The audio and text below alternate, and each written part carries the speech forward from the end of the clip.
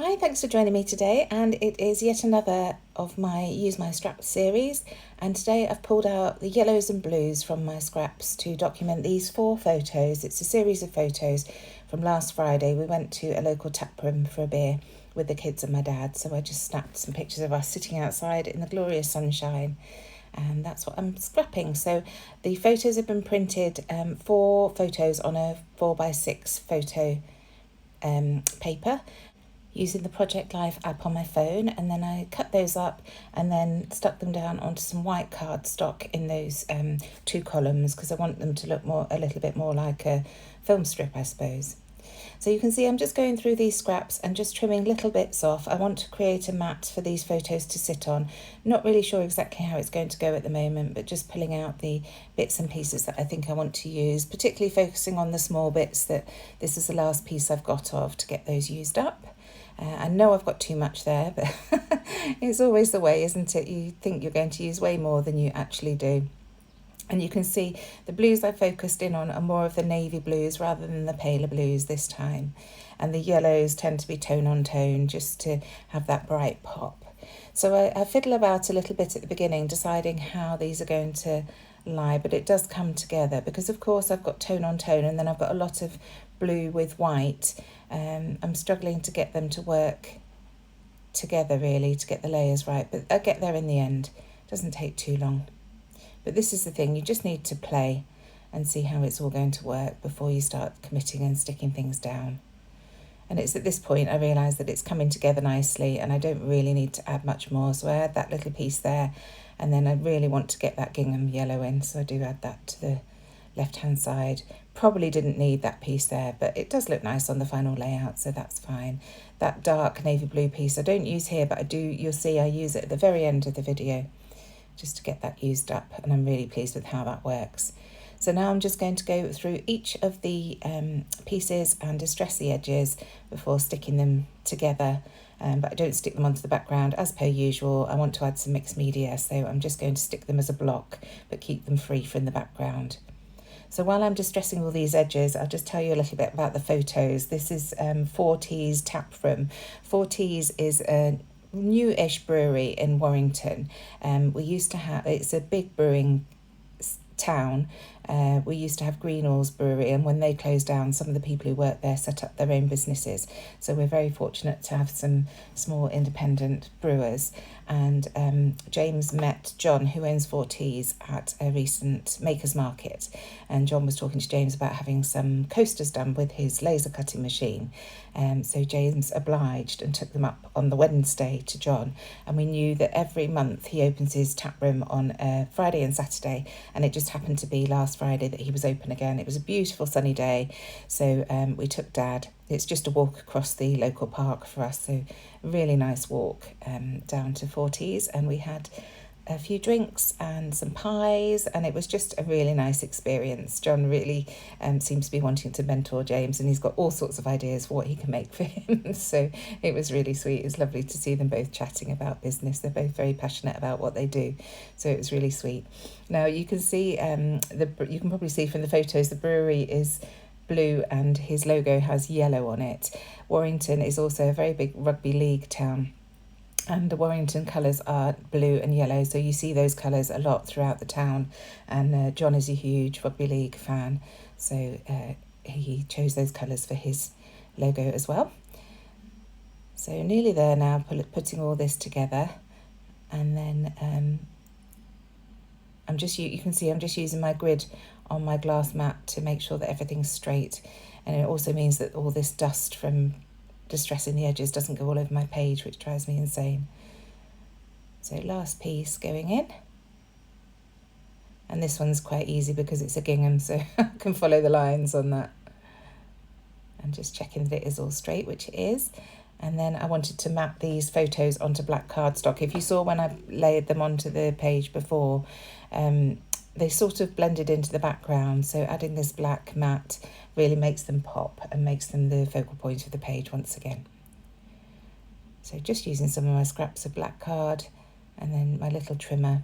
I do love this guillotine. It's a Tim Holtz one. It's one that we stock at A Little Magpie, but it's absolutely brilliant for doing things like this. even as a left-hander. Just use it backwards and it works fine. So there we go, you can see how much more they pop from the page. And now I'm pulling in this dark rim door stamp. You'll have seen me using this before, it's one of my favourites. It's a chevron, and I'm just going to stamp some chevrons along the left hand side pointing towards the photos. So first of all, grabbing fossilised amber, which works really nicely with those yellows, a beautiful bright orangey yellow. And I'm just going to stamp this a couple of times at different widths. And then I'm going to layer it over with Chip Sapphire, which is a beautiful navy blue.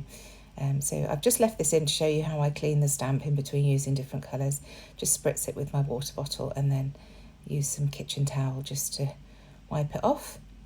So now coming in with my blue. So adding one there, and then I just add a couple more, one at the top and one at the bottom. And this creates a really nice structure that points towards the photo mat and also gives me somewhere for my title and journaling to sit on. So I spritzed that and then pulled it off with kitchen towel, and then I'm spritzing it again with water and just allowing the colours to blend. You can probably see on the navy blue the corners of the stamp had some ink on, and I didn't pay attention to that before I stamped it down, so that's actually gone onto my page, which I didn't want. So I'm just blending the ink over those corners so that it's not so obvious. And this is a great way of hiding mistakes when you stamp. If it doesn't stamp perfectly, just add some water and let it all blend together a bit. So adding a tiny bit of splattering, and then I'm just going to leave that to dry. So bringing the photos in, I'm going to use my 6 foam pads. These 25mm foam pads are absolutely amazing for raising things up quickly on a page. So just bringing those in and adding 3 to each of the strips, and then I'll get those stuck down once I've stuck the main piece down. I've decided that that's enough mixed media today. I'm just keeping it to the left hand side and keeping this nice and clean. There we go. So now adding these photos, and I want them offset against one another. I couldn't decide which one I wanted higher, but I decided on the middle one. It's just personal preference. It would have looked nice either way, but I just like the way that that looks. I don't like things uniform. I think that's the thing. I do like things to be a little bit different, so I always strive for that when I'm designing. So now I've come into some of my old 12x12 sticker sheets. This is something that I haven't really got great storage for. They stay with my paper collections on a shelf in the other room, and as a consequence I forget to pull for them, but I remembered them earlier on and thought I must pull for those. I've only got 4, I think, but I managed to use a couple of the word strips, one that says good vibes and one that says important. And now I'm pulling in this old scenic route alphabet sheet, and I'm just going to spell out 4T's taproom. I won't make you watch it all because it is a bit painful. I didn't realise just how much room taproom was going to take, and I ran out of space, so I had to move things around a little bit. But I'm just adding the 4T's, and then I work from the back to the front when adding a title. So we start with the M for taproom, and then you'll see how I change it out. So once I put room down, I realised there wasn't enough room to spell tap, so I moved that 4T's to the left and then added tap next to it, and that worked really nicely. So now going through some of these old stickers. These are Vicky Bootin, very old ones, and I found a few of these bits and pieces to add. First of all, this piece says look inside, because you can just see behind the photo of James and Amelia the tap room with all the beer mechanisms. And then this tab, of course, perfect for adding my date. Now I do make a bit of mistake here because I add the foam pads now, so what you'll see when I stamp the date, it doesn't go on terribly well because the foam pads aren't solid. Behind there's a gap between the two, so you'll see how I solve that issue as well.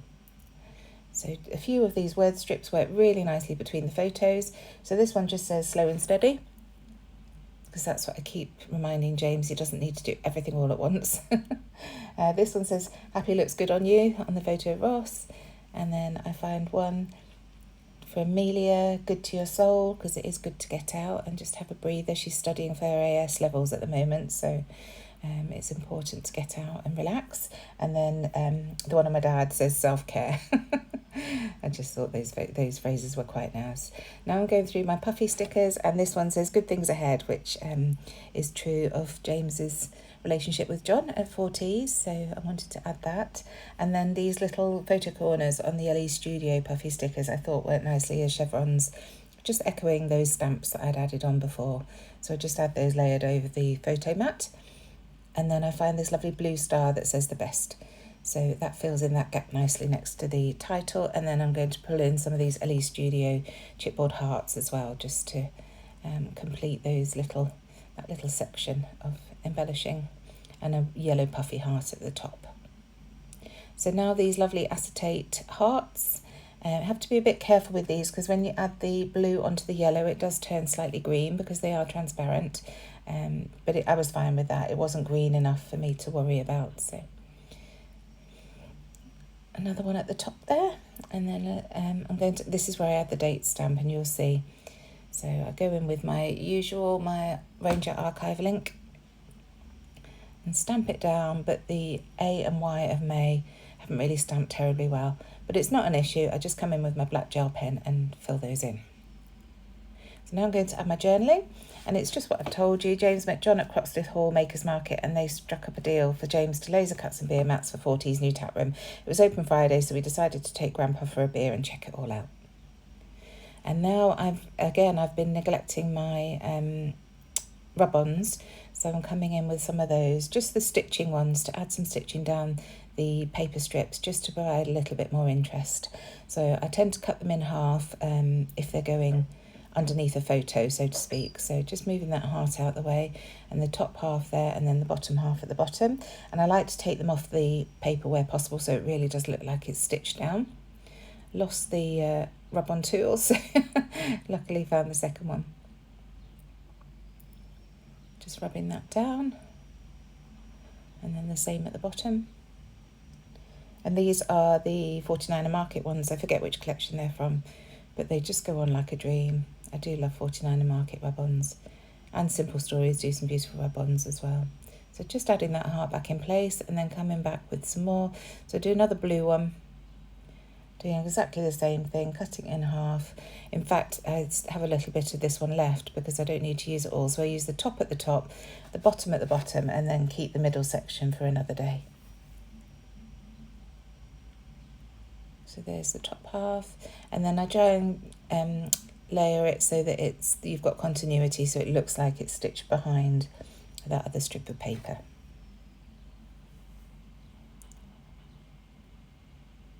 There we go. So that's the bottom half. And then I go into, on the next page in my book, I've got black ones, and I just find a black one to add on to that yellow. That last yellow piece, the gingham. So there we go. And you'll see there's a tiny one on the top of this sheet as well, which I will add underneath my journaling, just to provide a bit more interest again. So I've cut this black so that it layers over that M. So there's the first half, and then here's the second half.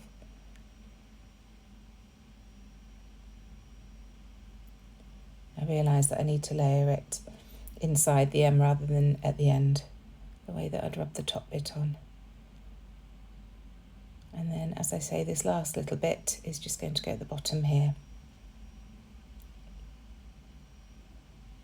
So nearly done with this layout now, but you'll see what I do with that little very dark black and navy.